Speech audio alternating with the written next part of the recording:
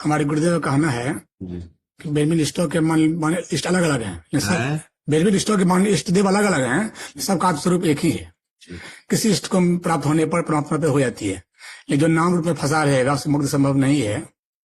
नाम रूप में जागतिक नाम रूप, जी जी आप ऐसा केवल जागतिक शब्द में कह सकते हैं, जी जी। आप भागवतिक में नहीं कह सकते। उसकी प्राप्ति के साधन क्या करनी है साधन उसके लिए? उसका साधन है गुरुदेव के चरणों का आश्रय लेकर जो नो उपदेश किया है, मंत्र या जो नाम, उसमें निरंतर चिंतन करते हुए सांसारिक चिंतन का नाश करना।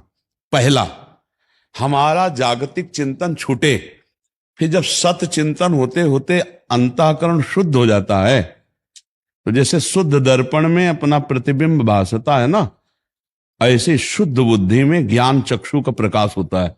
जब ज्ञान चक्षु का प्रकाश होता है तो जानत तुम्हें तुम्हें हो जाए, पूर्ण हो जाता है। पर नाम और रूप में हम फंसे हैं, नाम और रूप के ही आश्रय से हम आगे बढ़ते हैं। हमारे गुरुदेव है ना, गुरुदेव का नाम है ना, गुरुदेव का दिया हुआ नाम है ना, साकार है ना, बस हमारी यही प्रार्थना है। हम पहुंचते वही हैं, ब्रह्मविद ब्रह्मवि भवति तस्मित् तज्जने भेदा भावात्। सत्य वस्तु यही है कि दो नहीं है, सत्य वस्तु एक है। और मानी संख्या गुरुदेव, फिर उस संख्या को हम जब विस्तार में लाए सवाल में, तो अखंड मंडलाकारम व्याप्तम चराचरम, बस बात बन गई। कोई भी मान लो, राम बोलो, कृष्ण बोलो, हरि बोलो, कोई भी बोलो, वो एक है। और वही एक अनेक में है, अनेक में एक और एक में अनेक का जो दर्शन कर लिया, वही सिद्ध ज्ञानी। यो माम पश्यति सर्वत्र सर्वम च मयि पश्यति तस्याहम न प्रणश्यामि सच में न प्रणश्यति। वो अधूरा ज्ञानी है जो किसी का खंडन करता है। संपूर्ण ज्ञानी वही है जो है, बस है। इष्ट का सूक्ष्म रूप प्राप्त करने के लिए है सूक्ष्म रूप में जाएंगे तब उसका असली नाम मिलेगा। सूक्ष्म रूप प्राप्त करने के लिए चिंतन, चिंतन अनन्य चेता सततम यो माम स्मृति नित्य साह, जो नित्य केवल मेरा चिंतन करता है। अब उस मैं को आप किस रूप में लें, वो गुरुदेव से पूछिए। अपने गुरुदेव प्रदत्त उपासना में ही अपनी चित्तवृत्ति अनन्य करनी चाहिए। जो हमारा स्वरूप है वो अचिंत्य है, वो चिंतन वाला नहीं है। तो पहले चिंतन से संसार के चिंतन रहित बने, संसार की भोग वासनाओं के ऊपर उठें, स्थूल सूक्ष्म कारण तीनों से परे हों, तब हमारा अचिंत स्वरूप है। और वो चिंतनीय नहीं है, वो अपने आप से अपने आप में स्थित है। समझ पा रहे हो हमारी बात? चूंकि ज्ञान मार्ग की तरफ खिंचाव वाली वार्ता है, इसलिए आपको इस बात को कह रहे हैं। हाँ, पूर्ण ऐसा भक्त पूर्ण होता है। ज्ञानी को भगवत प्रेम संबंधी बात में हो सकता है चूक हो जाए, तत्वबोध में नहीं चूक है, लेकिन प्रेमी को तत्वबोध भी होता है और भगवत प्रेम भी होता है। वो भगवान की नाम रूप लीला धाम की भी महिमा को जानता है और इनसे अचिंत्य को भी वो जानता है। वही सबसे परे है, वही सब में भरे है, वही चिंतनीय है, वही अचिंतनीय है। वासना वासुदेवस्य वासितम भुवनत्रयम सर्वभूत निवासोस्मि वासुदेव नमोस्तुते। और वासना हटी तो वासुदेव ही वासुदेव है, कोई है नहीं दूसरा। वही ब्रह्म है, वही परमात्मा। सूरदास जी महाराज के पद है कि अपने जान में बहुत करी से मनसा वचकर्म सुमृति नहीं नैन धरी। और फिर कहते गुण बिनु गुण स्वरूप रूप बिनु और नाम ले श्री श्याम हरि। तो कृपा अपराध अपने समो सूरते बिगड़ी। तो मनसा वाचा कर्म अगोचर सुमृति नहीं नैन धरी, कहते उसको मैं नहीं पकड़ सका। आप हमको ये बताइए कि चिदानंद को क्या नेत्रों से देखा जाता है क्या? जो सबका परम प्रकाशक है उसको पर देखा जाता है? ऐसा नहीं है कि ना देखा जाता हो। अगर नहीं देखा जाता तो फिर वर्णन कैसे है? तो तीन नेत्र हैं, एक है ये चर्म चक्षु, और बुद्धि में एक होते ज्ञान चक्षु, और एक हृदय में होते प्रेम चक्षु। तो गुरु कृपा से ज्ञान चक्षु जब प्रकट होते हैं तो मायामल का नाश हो जाता है। तो जो सत है उसी में रति हो जाना प्रेम कहा जाता है। तो जैसे हम साकार भगवान की आराधना करते हैं, तो वही परम तत्व आज जो हम चिंतन करते हैं वही हमें दिखाई दे रहा है। आज हम नानात्व का चिंतन कर रहे हैं तो वही नानात्व रूप में भास रहा है। अगर हम उसका श्याम रूप में चिंतन करें तो जित देखो तित श्याममयी, और उसका राम रूप में चिंतन करें तो जड़ चेतन जगजीव जब सकल राम में जान। और हम अम्बा रूप में चिंतन कर रहे थे, देवी प्रपन्नार्थ हरे प्रसीद प्रसीद मातर जगतो खिलस्य प्रसीद विश्वेश्वर पाहि विश्वम तुम ईश्वरी देवी चरा चरस्य अम्बा चराचर। तो है कौन कौन चराचर में? बोले एक ही तत्व, जैसे चिंतन करो।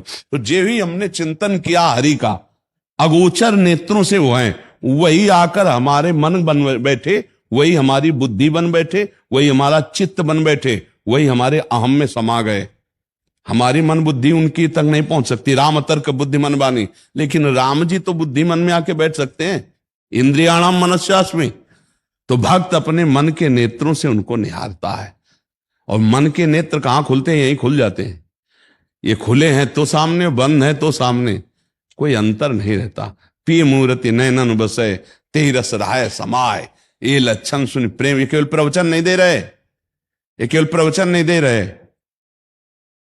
जो अनुभूति की चर्चा है वो काशी विश्वनाथ जी के प्रसाद में है, और जो प्रेम की चर्चा है प्रियाजू की चर्चा में कहे, पी मूर्ति नयनन बसे तेहि रस रहाय समाय, ये लक्षण सुन प्रेम के और न कछु सुहाय, और न कछु सुहाय फिरे अपने रस मातो, कुटुम देहते जाए छूट सब ही विधि नातो। इसी मन में प्रिया प्रीतम, मन में प्रभु।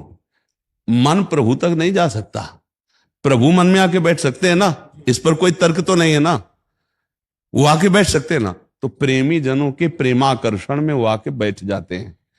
जो मन भगवान श्री कृष्ण ही हैं, लेकिन विमुख होने पर हमको काम क्रोध लोभ मोह मद मत्सर की तरफ आकर्षित कर रहे थे, वही जब हम अहंकार त्यागने के लिए गुरु चरणों का आश्रय लिया तो वही मन ही श्री कृष्ण बन गया, मन ही ब्रह्माकार हो गया, मन ही ब्रह्ममय हो गया। कोई अंतर नहीं पड़ता। जो आत्मा है वही वही है, दूसरा कोई नहीं।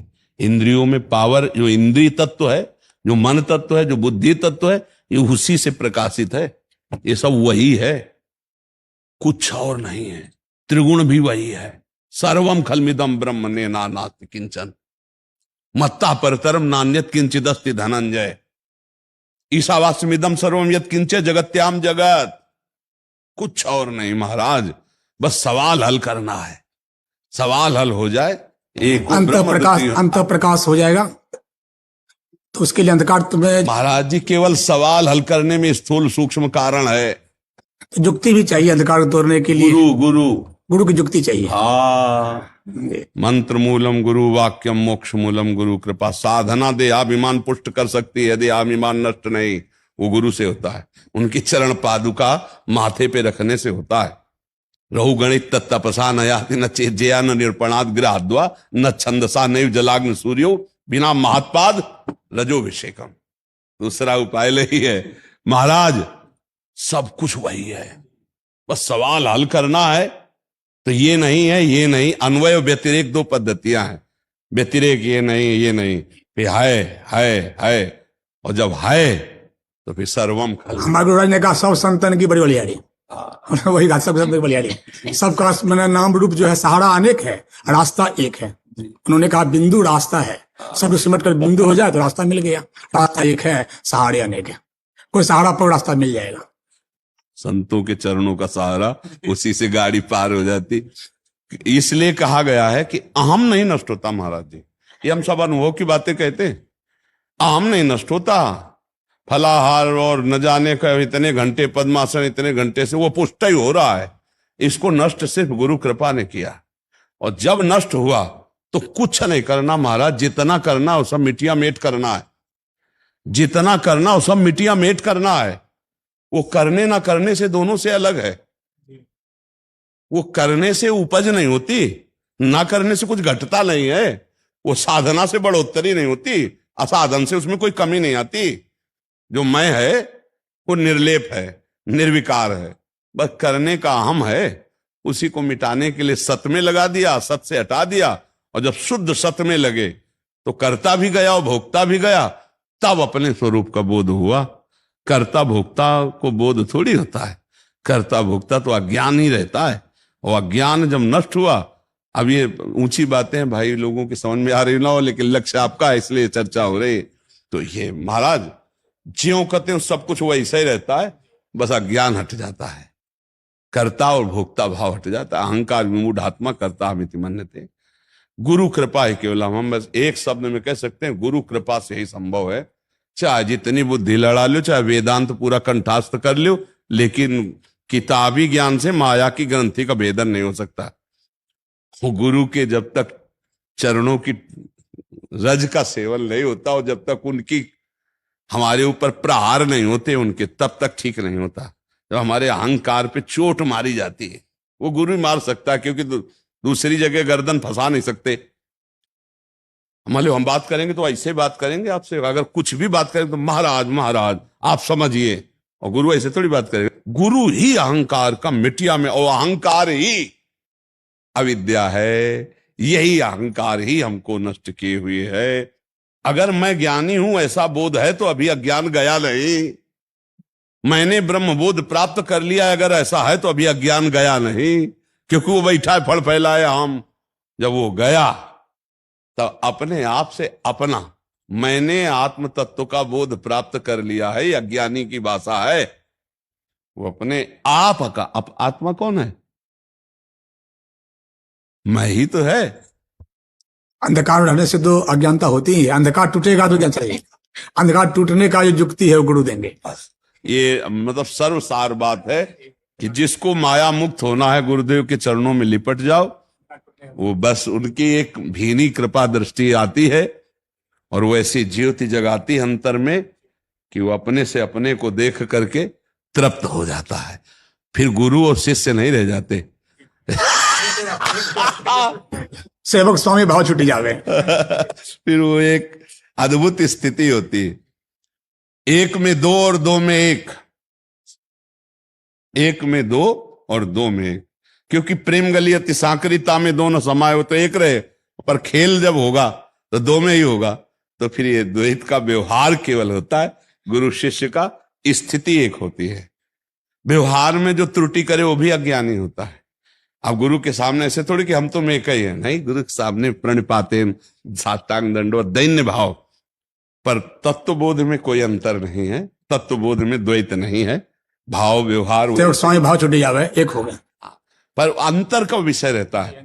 अब जैसे बाहर मिलेगा तो व्यवहार उसका सम्यक वैसे ही होगा, हाँ, समदर्शिना न कि समवर्तिना, व्यवहार वैसे ही होगा जैसे होना चाहिए।